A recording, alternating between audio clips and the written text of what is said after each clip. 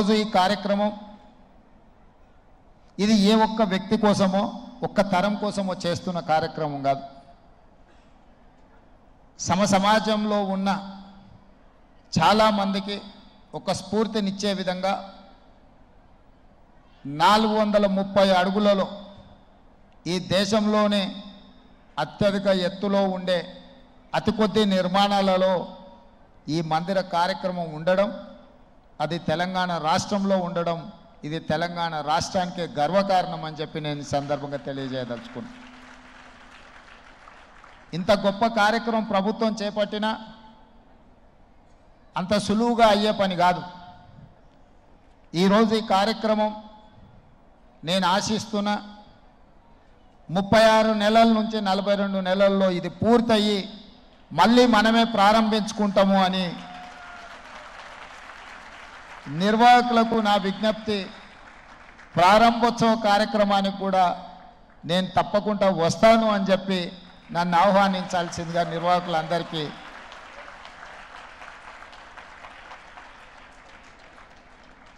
ఎందుకంటే ఇంత గొప్ప అవకాశం, అరుదైన అవకాశం కొద్ది మందికే దక్కుతుంది. ఈ అవకాశం చరిత్రలో నిలుస్తుంది.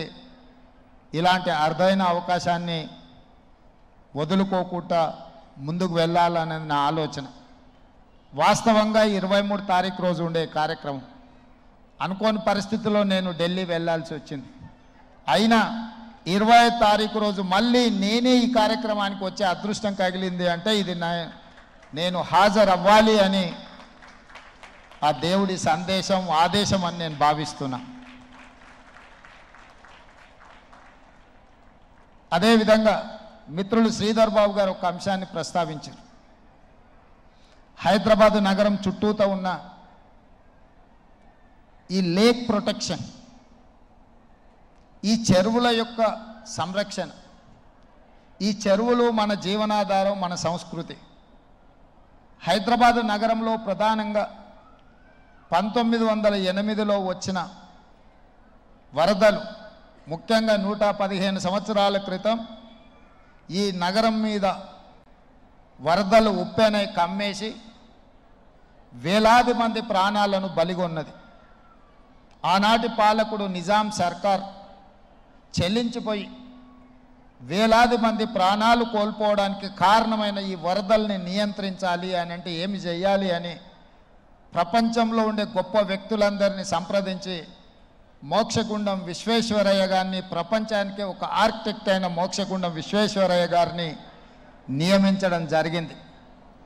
వారు పూర్తిగా ఈ ప్రాంతాన్ని, ఈ క్షేత్రాన్ని, ఈ భూమి యొక్క నైసర్గిక స్వరూపాన్ని అర్థం చేసుకొని వికారాబాద్ అడవుల నుంచి వచ్చే వరదలని నగరం మీద పోటెత్తకుండా ఉండడానికి ఉస్మాన్ సాగర్, హిమాయత్ సాగర్ని నిర్మించి ఫిరంగి కాలువ ద్వారా, మూసీ నదుల ద్వారా, ఈసా నదుల ద్వారా వచ్చే నీటిని నియంత్రించి ఆ నీళ్లను నగరానికి తాగునీటిగా మార్చి ఈ ప్రాంతంలో గొలుసుకట్టు చెరువులను నిర్మించి హైదరాబాదు హెరిటేజ్ సిటీనే కాదు, Hyderabad is a lake city అని చెప్పి నిజాం సర్కార్ 100 సంవత్సరాల ముందే ఒక అద్భుతమైన కట్టడాలను నిర్మించి మనకు అందించాడు.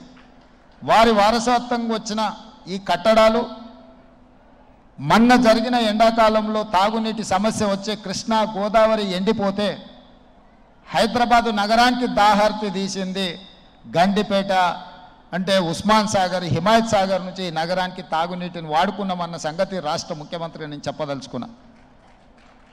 ఈ ప్రజలకు కోట్లాది మంది దాహార్తిని తీర్చే ఈ యొక్క చెరువులను శ్రీమంతులుగా, గొప్ప వ్యక్తులుగా ఉన్న వాళ్ళు వాటి పక్కనే ఫామ్ హౌజ్ల పేరు నిర్మించుకొని వాళ్ళ డ్రైనేజ్ కాలువలు తీసుకెళ్ళి గండిపేటలో కలిపినారు. నేను ఇక్కడ వేదిక మీద ఉన్న పెద్దలతో పాటు ఇక్కడ వచ్చిన భక్తులను నేను ఒకటే మాట అడగదలుచుకున్నా. ఇవాళ వాళ్ళ విలాసవంతమైన జీవితం కోసం నిర్మించుకున్న ఫామ్ హౌజ్ల నుంచి వచ్చే డ్రైనేజ్ గండిపేటలో హిమాయత్ సాగర్ తాగునీటిలో కలిపితే ఆ నీళ్లు హైదరాబాదు నగరానికి తాగడానికి సరఫరా చేస్తుంటే వాళ్ళు నిర్మించిన అక్రమ నిర్మాణాలను వదిలేస్తే ఇక నేను ప్రజాప్రతినిధిగా విఫలమైనట్ట కాదా మీరు ఒక్కసారి ఆలోచన చేయండి. అందుకే ఒత్తిడి వచ్చినా మిత్రులకు ఫామ్ హౌజులు ఉన్నా ఏవీ వదలకుండా హైడ్రా అనే ఒక సంస్థను ఏర్పాటు చేసి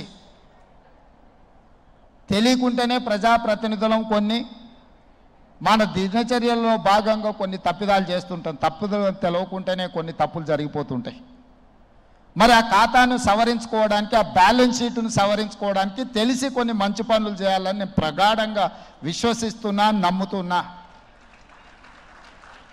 ఆ తెలిసి చెయ్యాలనుకుంటున్న మంచి పనుల్లో భాగము ఈ చెరువులను చెరబట్టిన వాళ్ళ నుంచి విముక్తి కలిగించాలన్న ఏకైక లక్ష్యంతోనే ఈరోజు చెరువులను ఆక్రమించుకున్న వాళ్ళను ఎవరిని వదలకుండా ఉక్కు పాదంతో అణిచివేయాలన్న ఆలోచన, అందులో నిర్మాణాలను ఏ ఒత్తిడి వచ్చినా వెనక్కి తక్కకుండా తొలగించాలన్న ఆలోచనతోనే ఈరోజు ఈ చెరువులలో ఉన్న అక్రమ కట్టడాలను కూలగొడుతున్నాము.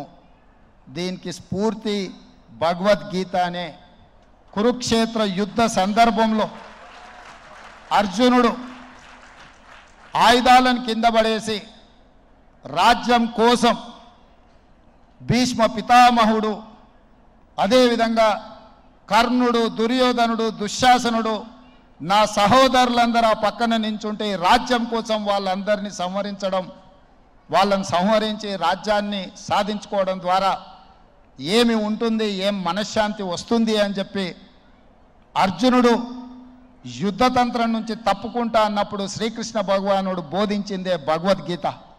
చంపేదెవరు, చంపించేదెవరు, లోక కళ్యాణం కోసం నీ బాధ్యతను నెరవేర్చాల్సిందే. ధర్మం బ్రతకాలి, అధర్మం ఓడాలి అంటే నువ్వు యుద్ధం చెయ్యాల్సిందే అనే యుద్ధ నీతిని ఆ రోజు అర్జునుడికి బోధించింది శ్రీకృష్ణ భగవానుడు. ఇవాళ ఆ శ్రీకృష్ణ భగవానుడు బోధనానుసారమే ఈరోజు ఈ చెరువులను కాపాడే కార్యక్రమాన్ని నేను తీసుకుంటున్నా. నాకు తెలుసు ఈ చెరువులలో నిర్మాణమైన విలాసవంతమైన ఫామ్ హౌజులు ప్రభుత్వాన్ని ప్రభావితం చేయగలిగిన స్థానాలలో ఉన్న చాలామంది వ్యక్తులు ఉన్నారు. ప్రత్యక్షంగా ప్రభుత్వంలో భాగస్వాములు అయి ఉండొచ్చు, లేకపోతే సమాజం మీద బాగా ప్రభావితం చేయగలిగిన వ్యక్తులు ఉండొచ్చు. కానీ వాటన్నిటినీ నేను పట్టించుకోదలుచుకోలే. ఇది భవిష్యత్ తరాలకు, ఇది రాజకీయాలకు సంబంధం లేదు. నేను స్పష్టంగా చెప్పదలుచుకున్నా. రాజకీయాల కోసమో లేకపోతే రాజకీయ నాయకులను కొంతమందిని దృష్టిలో పెట్టుకొని చేపడుతున్న కార్యక్రమం కాదు ఇది. భవిష్యత్ తరాలకు, మన పిల్లలకు, వాళ్ళ పిల్లలకు వారసత్వంగా మనం అందించే సంపద ఈ సరస్సులు, ఈ నదులు, లేకపోతే ఈ రోజున్న ఈ చెరువులు. ఈ ప్రకృతి సంపదను మనం విధ్వంసం చేస్తే ప్రకృతి మన మీద కక్ష కడుతుంది. ప్రకృతి మన మీద ప్రకోపిస్తే మనం చెన్నైలో చూసినాం, అదేవిధంగా ఉత్తరాఖండ్లో చూసినాం, నిన్నగాక మొన్న వాయనాడు మనం కేరళలో చూసినాం.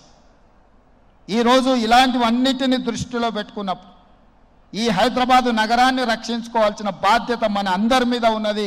ఇది ఒక సుందరమైన నగరం. ఈ నగరానికి ఈ చెరువులే ఒక అందం. ఈ చెరువులను కాపాడే బాధ్యత ఈ ప్రభుత్వం తీసుకుంటుంది. ఎవరు ఏమనుకున్నా, ఎవరు ఏ ఒత్తిడి తెచ్చినా వాటన్నిటిని పక్కన పెట్టి చెరువులను ఆక్రమించుకున్న వాళ్ళ భరతం పడుతుంది ఈ ప్రభుత్వం అని చెప్పి నేను ఈ సందర్భంగా తెలియదలుచుకున్నా. ఆనాడు కురుక్షేత్రంలో ధర్మం వైపు శ్రీకృష్ణుడు, అర్జునుడు నిలబడ్డందుకే ఈరోజు ఆ ధర్మం అనేది కాపాడింది. వాళ్ళు ధర్మాన్ని కాపాడితే ధర్మం మనల్ని కాపాడింది. ఈరోజు మనం చేస్తున్న పని కూడా అలాంటిదే.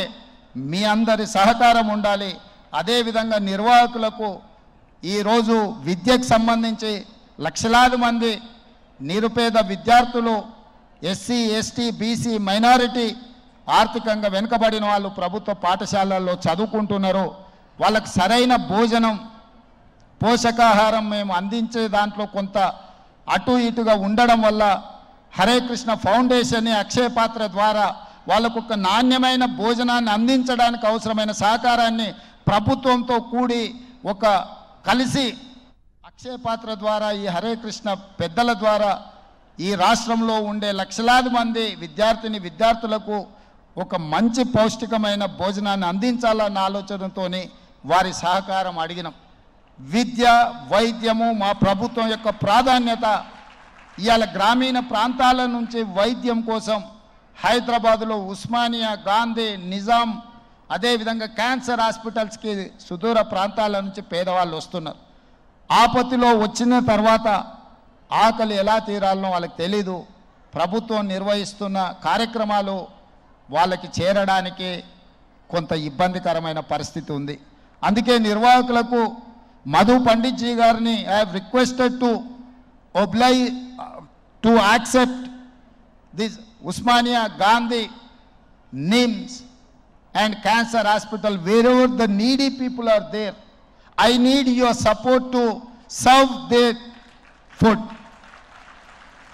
అక్కడ కావాల్సిన మౌలిక వసతులన్నీ ప్రభుత్వం ఏర్పాటు చేస్తుంది.